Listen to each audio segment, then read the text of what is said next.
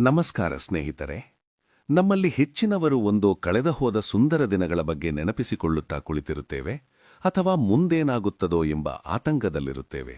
ಆದರೆ ಈ ಎರಡೂ ಪ್ರಕ್ರಿಯೆಗಳಲ್ಲಿ ನಾವು ಕಳೆದುಕೊಳ್ಳುತ್ತಿರುವುದು ನಮ್ಮ ಅಮೂಲ್ಯವಾದ ಈ ಕ್ಷಣವನ್ನು.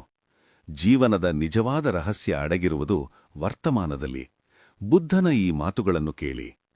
ಒಮ್ಮೆ ಒಬ್ಬ ವ್ಯಕ್ತಿ ಬುದ್ಧನ ಬಳಿ ಬಂದು ಕೇಳಿದ, ಮಹಾತ್ಮರೇ, ನೀವು ಮತ್ತು ನಿಮ್ಮ ಶಿಷ್ಯರು ಸದಾ ಇಷ್ಟೊಂದು ಸಂತೋಷವಾಗಿರಲು ಕಾರಣವೇನು?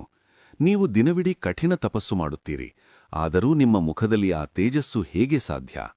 ಬುದ್ಧ ನಸುನಗುತ್ತಾ ಉತ್ತರಿಸಿದರು, ನಾವು ಕಳೆದ ಕಾಲದ ಬಗ್ಗೆ ದುಃಖಿಸುವುದಿಲ್ಲ ಮತ್ತು ಭವಿಷ್ಯದ ಬಗ್ಗೆ ಚಿಂತಿಸುವುದಿಲ್ಲ. ನಾವಿರುವುದು ಈ ಕ್ಷಣದಲ್ಲಿ ಮಾತ್ರ.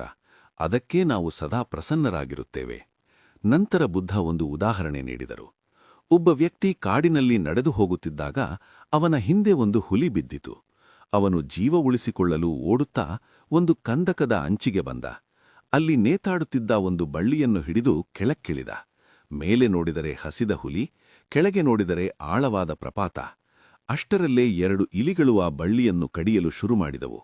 ಸಾವು ನಿಶ್ಚಿತವಾಗಿತ್ತು.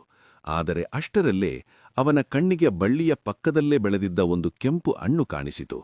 ಅವನು ಸಾವು ಅಥವಾ ಹುಲಿಯ ಬಗ್ಗೆ ಯೋಚಿಸದೆ ಆ ಹಣ್ಣನ್ನು ಕಿತ್ತು ತಿಂದ. ಅದು ಅವನ ಜೀವನದ ಅತ್ಯಂತ ಸಿಹಿಯಾದ ಹಣ್ಣಾಗಿತ್ತು.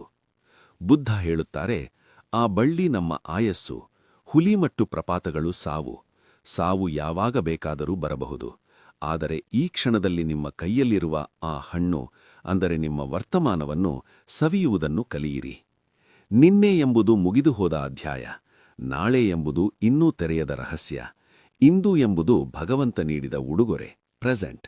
ನೀವು ವರ್ತಮಾನದಲ್ಲಿ ಬದುಕಲು ಕಲಿತಾಗ ಮಾತ್ರ ನಿಮ್ಮ ಮನಸ್ಸು ಶಾಂತವಾಗುತ್ತದೆ. ಸ್ನೇಹಿತರೆ, ಇಂದಿನಿಂದಲೇ ಹಳೆಯ ನೆನಪುಗಳ ಭಾರವನ್ನು ಕೆಳಗಿಳಿಸಿ, ನಾಳೆಯ ಆತಂಕವನ್ನು ಬದಿಗಿಡಿ.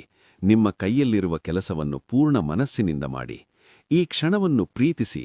ಆಗ ನಿಮ್ಮ ಇಡೀ ಜೀವನವೇ ಒಂದು ಅದ್ಭುತ ಕಾವ್ಯವಾಗುತ್ತದೆ.